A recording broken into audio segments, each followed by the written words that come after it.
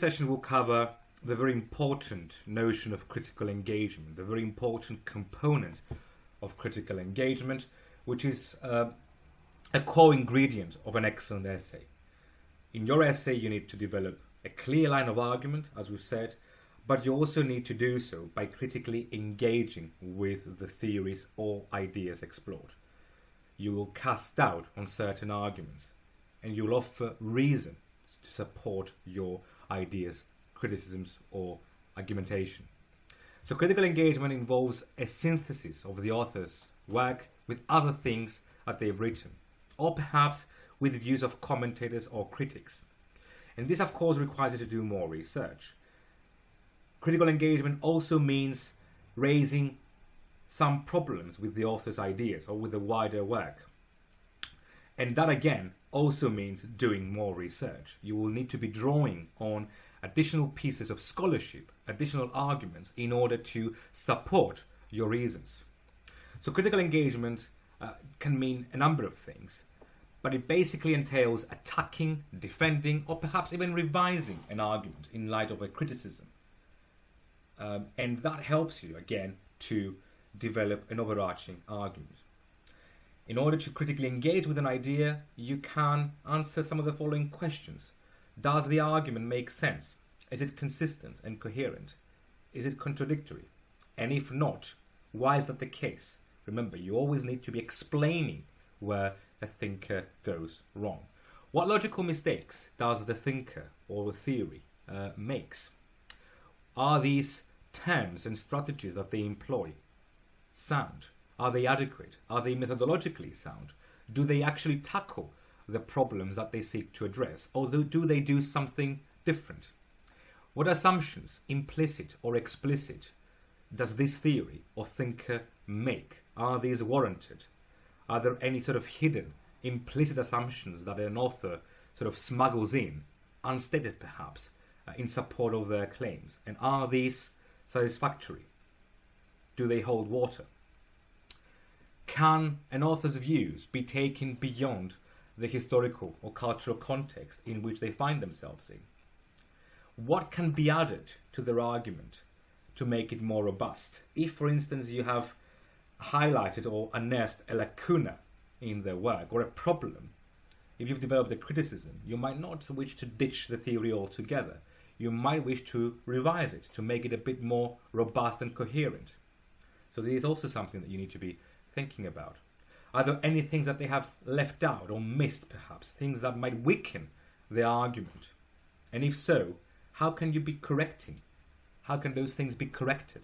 How can they be revised, enhanced, further elaborated and defended in light of criticisms or some of the problems that you've uncovered earlier? You might even wish to vindicate a theory, to defend it in light of some criticisms which have been rehearsed against it. Are those who criticize, therefore, a theory or a philosophical position or a thinker warranted? Are they mistaken? And if so, why is that the case? All of these things do count as critical engagement. In the essay, you will be having a core argument. You need not do all of those things. You might attack a position, you might seek to defend it in light of criticisms, or revise it. Don't attempt to do all of them. I mean, you can, I suppose, attack on the one hand and revise a thesis, but you need to be very, very clear about what is that which you're doing.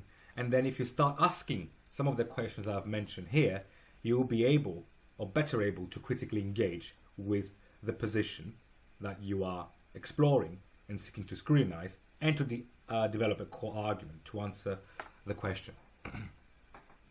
An important component in critical engagement is always ensuring that you are supporting and backing up your points. And you need to do so, otherwise you will be merely asserting your points. And merely stating your objections is not going to do. Merely indicating that a theory, an account, a thinker go wrong, they are mistaken about something, is not going to do.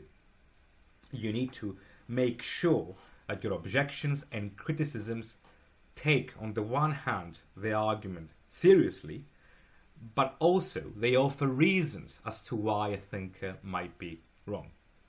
If you fail to take the argument seriously, you will probably invite the objection or the criticism that you're merely attacking a strawman, or perhaps that you've completely missed the point. To give you an example,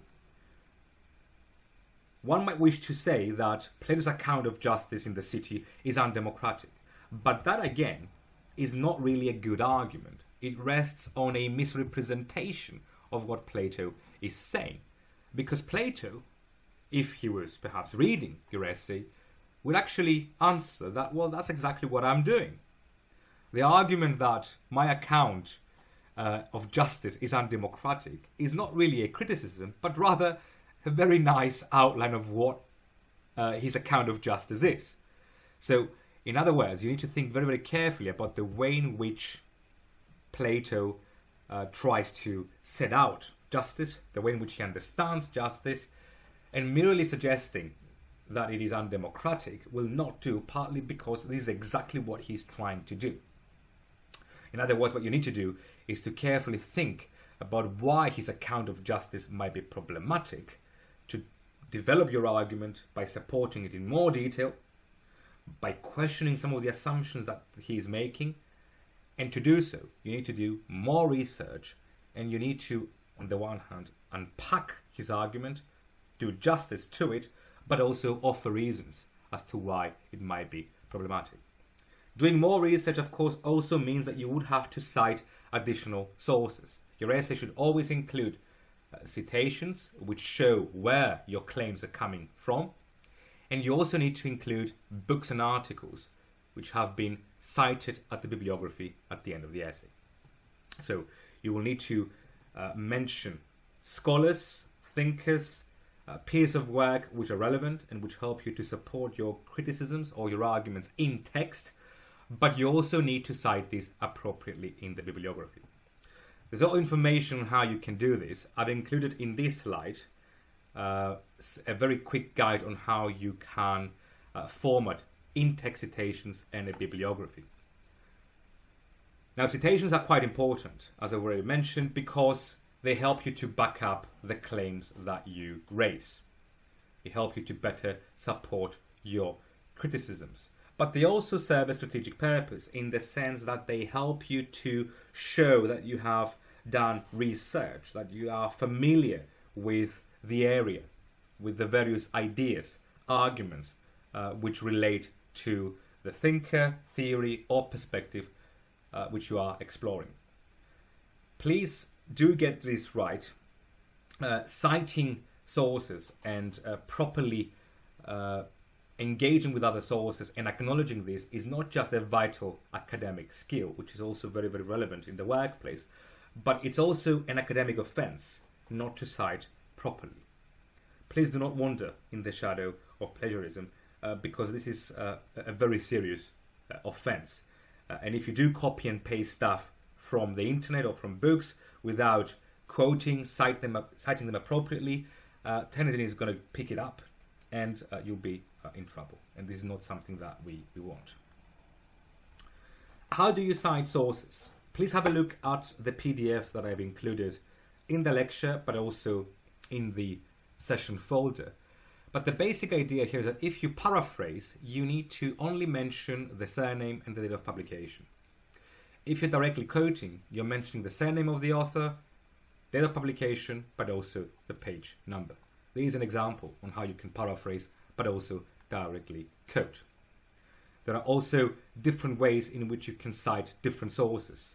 With regards to journal articles, I've included a couple of examples here about how you can cite at the end of your essay in the bibliography a journal article with one author or with more than one author, and also books, because books are cited in a somewhat different way vis-a-vis journal articles. In the final session, we'll conclude with some useful tips which pertain to checking your essay against its plan, grammar, but also presenting and developing your argument in a clear and coherent fashion.